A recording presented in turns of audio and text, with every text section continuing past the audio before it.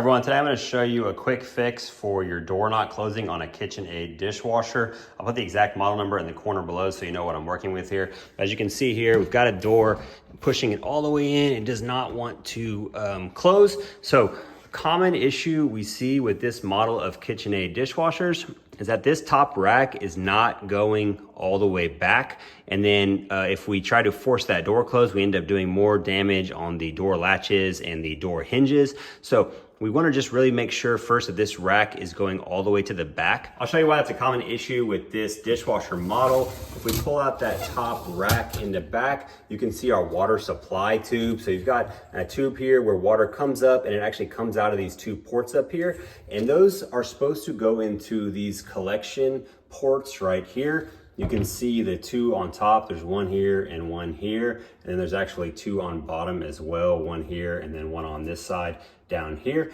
And the design behind this is that this top rack can be raised or lower. So you can raise or lower with these little thumb hinges here, and you can move the rack up and down. And if it's all the way up, it will catch these lower ports. If it's all the way down, it'll catch these upper ones, right? So the problem is if you have any kind of damage to this upper rack, this system in here, or the railings, or if you get them crooked, like if one is high and one is low, now when we try to close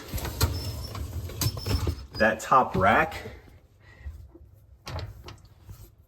the ports are not going into those cups. They're not aligning correctly, which is keeping our dishwasher rack from going all the way back. So the first thing to check, obviously, is the height adjustment tabs here. So you've got one on each side. If you push them, you want to make sure you're either all the way up or all the way down. You don't want it to be like one up and one down so it's crooked. You want them all the way up or all the way down. That way this thing is nice and level and it will fit into the ports in the back correctly. Now that I've got mine raised up and level again, you'll see how it's supposed to come in. You can see the cups going over those ports and then actually fitting on top of them so that this thing is now all the way back against it compared to where it was before, which is kind of right there up against it, but not fitting over it. So you have that extra ½ inch to an inch there that's keeping you from closing your outer door. With all that adjusted and fixed, now our door will close without issue and stay closed.